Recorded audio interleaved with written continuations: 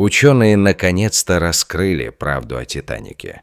14 апреля 1912 года в 23:40 на борту британского лайнера «Титаник» произошло ужасное событие, которое через 3 часа привело к гибели судна.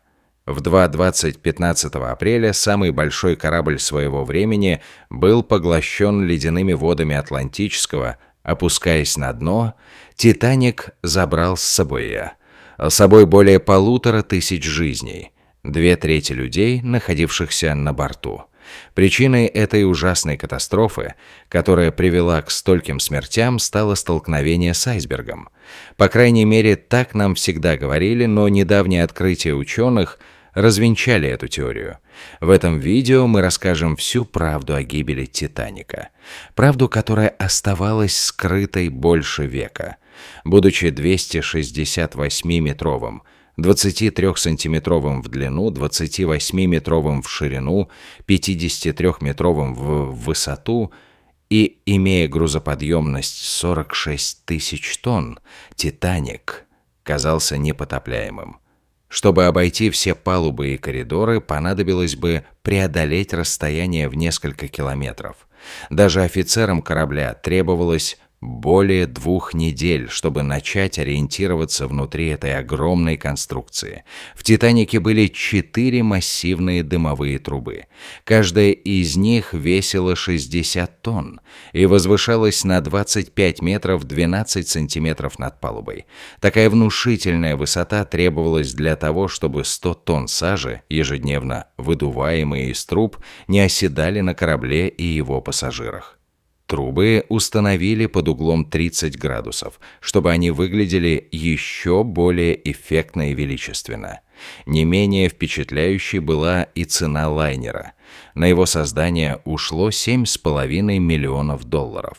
Если учесть современные курсы валют и инфляцию, то в 2016 году такой проект стоил бы $166 миллионов. При этом съемки всемирно известного фильма «Титаник» в 1997 году обошлись бы еще дороже – в $200 миллионов.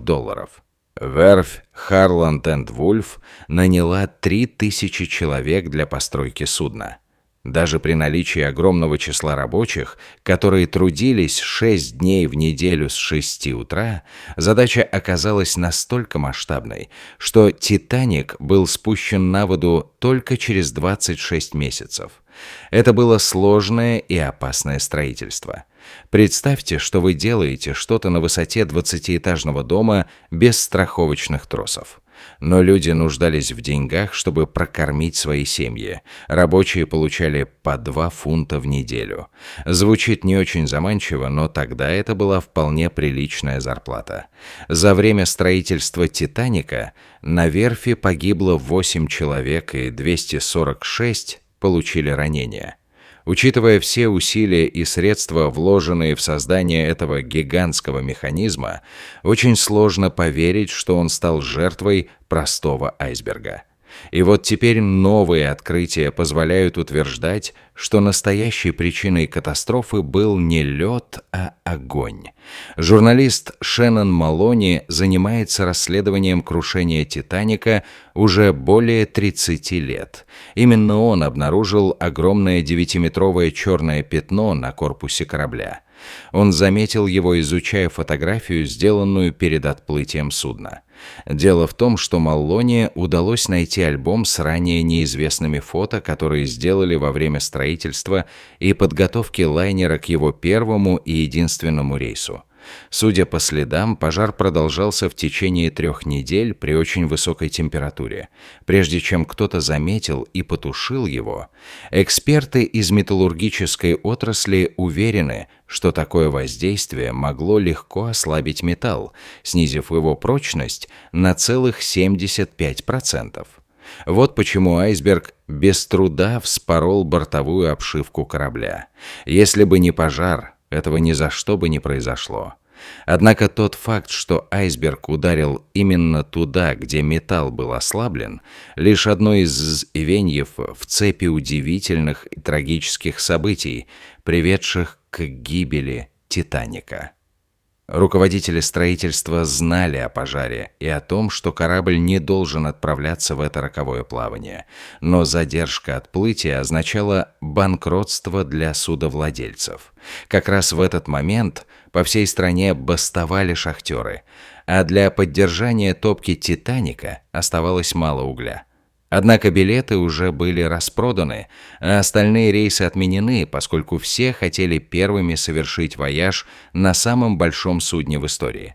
Поэтому владельцы «Титаника» скупили весь уголь, который смогли найти, и даже уголь с других кораблей. Отмена рейса не представлялась возможной. Чтобы скрыть правду, корабль повернули таким образом, что обгоревший борт оказался повернутым в сторону океана. Следовательно, пассажиры на причале не могли видеть следы пожара. И так путешествие началось. Прототипом для внутреннего убранства «Титаника» стал интерьер лондонского отеля «Ритц». Парадная лестница спускалась вниз, проходя через 7 из 10 палуб корабля. Она была украшена картинами, бронзовыми фигурами херувимов и дубовыми панелями. Удобства для пассажиров первого класса включали бассейн с подогревом, турецкие бани, тренажерный зал, корт для сквоша и салон красоты. Дамы могли даже вызвать парикмахера, чтобы тот помог им прихорошиться к ужину. На борту лайнера издавалась газета «Ежедневный Атлантический бюллетень». На «Титанике» было также специальное место для собак-пассажиров первого класса. Питомцев кормили, водили на прогулки и даже могли подрессировать за время плавания. Обед для первого класса – пышная церемония, длившаяся около 5 часов. Состоял из 13 блюд, каждому из которых подавалось особое вино. На судне было 1500 бутылок вина, 20 миллионов бутылок пива и 8000 сигар, но не было ни одного бинокля. Почему этот факт заслуживает внимания? Да потому что наличие бинокля могло спасти «Титаник». Это еще одно трагическое совпадение в цепи роковых событий. В те времена не было сонаров, поэтому для обнаружения угроз по пути следования корабля специальные люди следили за горизонтом в бинокле.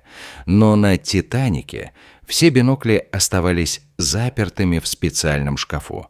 Единственный человек с ключом от шкафчика, второй помощник Дэвид Блэр, был замещен в последнюю минуту.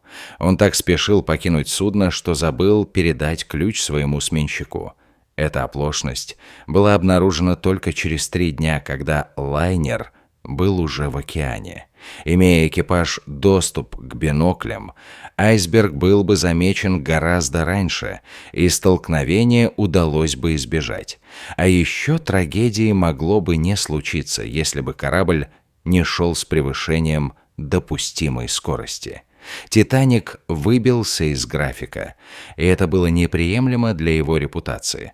Вот почему он двигался со скоростью намного выше, чем та, на которую были рассчитаны его механизмы.